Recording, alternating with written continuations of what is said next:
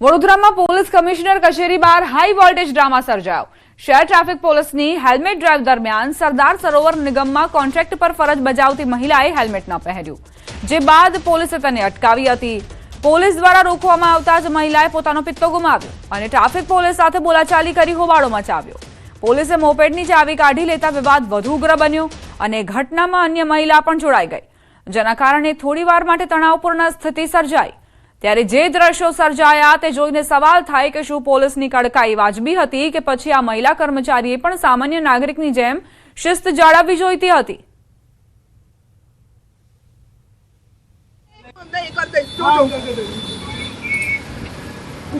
મને કહો છો ગુનો દાખલ કરીશ, હું તમને શું પ્રોબ્લેમ કરી તો મારા પર ગુનો દાખલ કરો છો?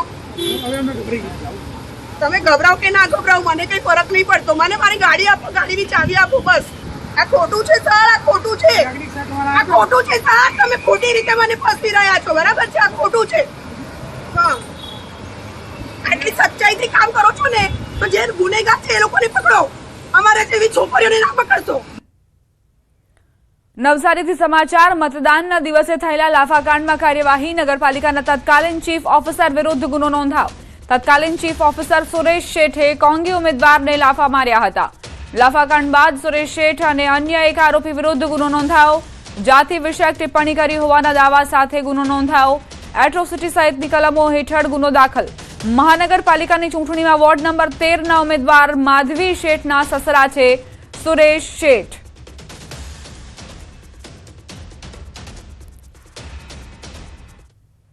લોકશાહીમાં યુવા શક્તિ અને શિક્ષણનો સમન્વય હંમેશા સકારાત્મક પરિણામ આપે છે। બોટાદની ગુંદાળા જિલ્લા પંચાયત બેઠક પર આવું જ જોવા મળ્યું। અહીં સૌથી નાની ઉંમરના ઉમેદવાર કૃષ્ણાબા ગોહિલે ભવ્ય વિજય મેળવ્યો। તેઓ હાલ માસ્ટર ડિગ્રીનો અભ્યાસ કરી રહ્યા છે। કૃષ્ણાબાઈ પોતાના પ્રતિસ્પર્ધીને 640 મતોની લીડથી હરાવ્યા। તેમની જીતે સૌને આશ્ચર્યચકિત કર્યા। તેઓ યુવાનો માટે પ્રેરણારૂપ બન્યા છે। જીત પછી તેમણે નમ્રતા દર્શાવી। બીજા જ દિવસે તેઓ મતદારોનો આભાર માનવા નીકળી પડ્યા।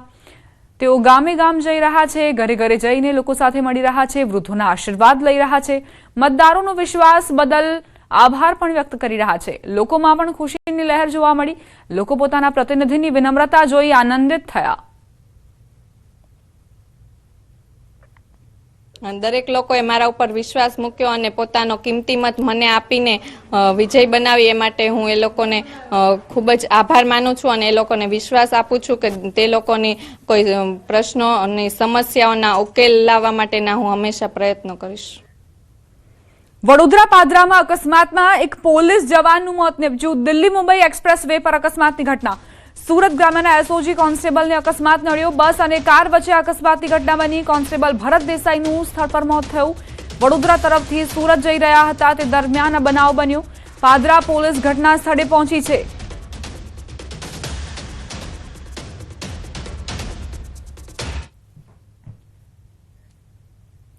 મે મહિનામાં વધુ ગરમીના એંધાણ। હવામાન વિભાગે પૂર્વાનુમાન જાહેર કર્યું।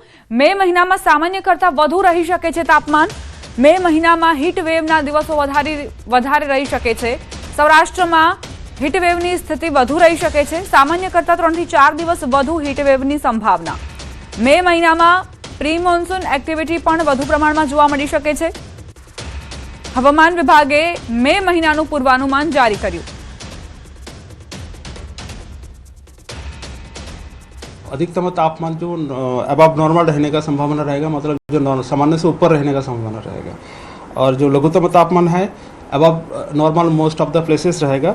खाली उत्तर गुजरात की जो एरिया है उसको छोड़ के उत्तर गुजरात की जो कुछ जो एरिया है उसमें नॉर्मल टू बिलो नॉर्मल रहने का संभावना रहेगा।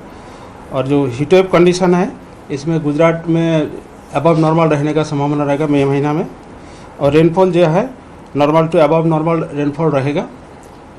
जो आइसोलेटेड पॉकेट सौराष्ट्र कच्छ की कुछ हिस्सों में बिलो नॉर्मल रेनफॉल होने का संभावना रहेगा। આંધી વંટોળ સાથે વરસાદની આગાહી કરાઈ છે। હવામાન નિષ્ણાંત અંબાલાલ પટેલે મોટી આગાહી કરી છે। 15 મે બાદ કાંઠાના ભાગોમાં ભારે હલચલ જોવા મળશે। અરબ સાગર બંગાળના ઉપસાગર સક્રિય થાય। 17 મેથી જૂનના પ્રારંભમાં બંગાળ ઉપસાગરમાં ચક્રવાત આ વખતે અરબ સાગર વધુ સક્રિય થઈ શકે છે। 8 જૂન બાદ અરબ સાગર વધુ સક્રિય રહેશે। અરબ સાગરમાં પણ ચક્રવાત રહી શકે છે. 28 મે સુધીમાં અંદમાન નિકોબાર ટાપુ પર વરસાદની સંભાવના. 28 મે થી 1 જૂન સુધી દેશમાં ચોમાસું દસ્તક દઈ શકે છે. 28 મે થી દક્ષિણ ભારતમાં ચોમાસું બેસી શકે છે. 17 મે થી જૂનની શરૂઆત સુધીમાં બંગાળ ઉપસાગરમાં ચક્રવાત બનવાની શક્યતા રહેશે અને આ વખતે અરબ સાગર વધુ સક્રિય રહેવાની શક્યતા રહેશે. 2 જૂન સુધીમાં તો અને 8 જૂન બાદ અરબ સાગર વધારે સક્રિય રહેશે અને અરબ સાગરમાં પણ ચક્રવાત થવાની શક્યતા રહે.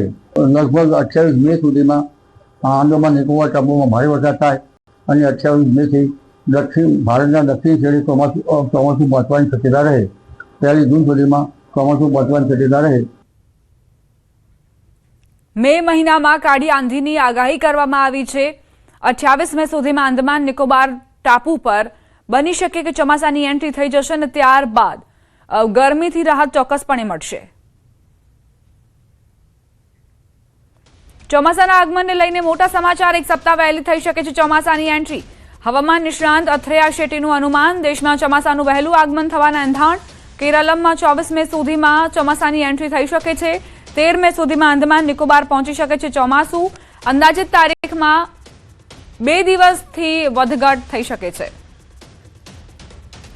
હવામાન નિષ્ણાંત અથ્રેયા શેટ્ટીનું અનુમાન છે કે આ વખતે ચોમાસાની એન્ટ્રી વહેલી જોવા મળશે અને 24 મેની આસપાસ કેરળમાં ચોમાસાની એન્ટ્રી થઈ શકે છે.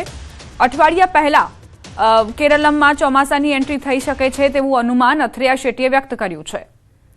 આંદામાન નિકોબારમાં તો 13 મેની આસપાસ જ ચોમાસું આગમન કરી શકે છે તેવા પણ એંધાણ છે તેવી આગાહી હવામાન નિષ્ણાંત અથ્રેયા શેટ્ટીએ કરી છે.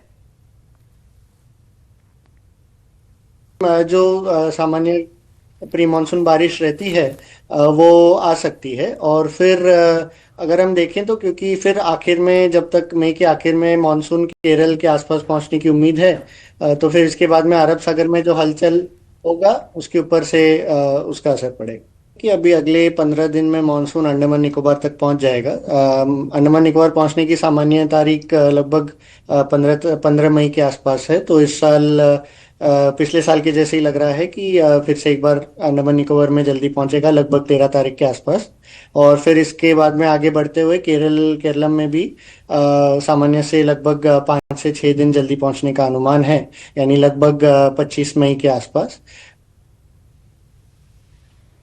ઊંચા તાપમાન છતાં સહન નહીં કરવી પડે લૂ. પવનનું જોર વધવાથી 7 મે સુધી લૂ પડે તેવી શક્યતા છે. હવામાન નિષ્ણાંત અથ્રેયા શેટ્ટીએ 7 મે સુધીનું અનુમાન જાહેર કર્યું. કેટલીક જગ્યાએ 42 ડિગ્રી સુધી તાપમાન પહોંચી શકે છે. 30 થી 60 કિલોમીટરની ઝડપથી પવન ફૂંકાશે. દરિયાઈ પટ્ટી દક્ષિણ ગુજરાતમાં 33 થી 35 ડિગ્રી તાપમાન રહેશે. સૌરાષ્ટ્ર અને કચ્છમાં 39 થી 42 ડિગ્રી તાપમાન રહી શકે છે. ઉત્તર અને મધ્ય ગુજરાતમાં 40 થી 42 ડિગ્રી તાપમાન રહી શકે છે. દરિયાઈ પટ્ટી દક્ષિણ ગુજરાતમાં સવારે વાદળછાયું વાતાવરણ રહેશે. 3 થી 5 મે દરમિયાન મધ્ય સૌરાષ્ટ્ર અને ઉત્તર ગુજરાતના કેટલાક વિસ્તારોમાં કોઈક જગ્યાએ ગાજવીજ સાથે માવઠું હળવું માવઠું થઈ શકે છે.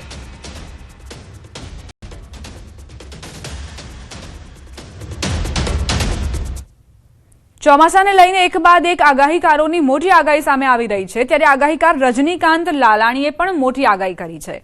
6 થી 11 જૂનમાં વાવણી લાયક વરસાદ થશે. 26 જૂન સુધીમાં સમગ્ર ગુજરાતમાં ચોમાસું આવી જશે.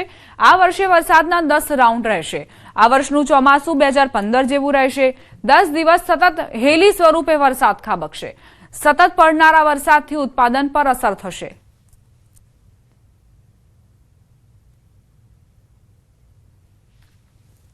આમ તો મે મહિનામાં 25 થી 29 મેમાં આપણે અરબી સમુદ્રમાં હવાનું દબાણ સર્જાશે એટલે વરસાદ શરૂઆત આપણે ખાંભા અમરેલી જિલ્લાનો લીલિયા ગોંડલ સાઈડ એ બધે ચાલુ થઈ જશે.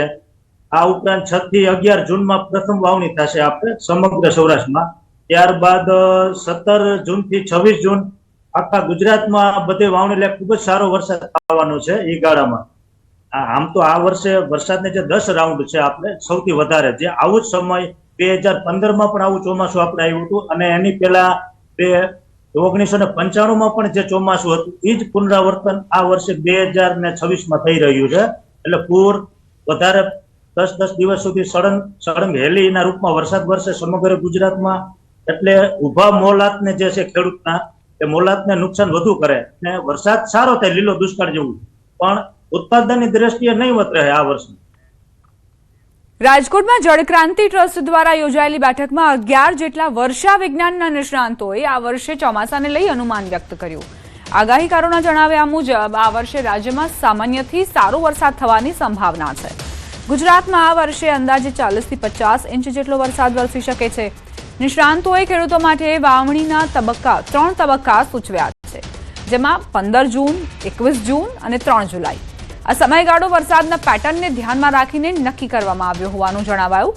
આ વર્ષે ગુજરાતમાં કોઈ મોટા હોનારત વાવાઝોડાનું ખાસ જોખમ નથી. 15 ઓક્ટોબરની આસપાસ રાજ્યમાંથી ચોમાસું વિદાય લેશે તેવી શક્યતા વ્યક્ત કરાઈ છે.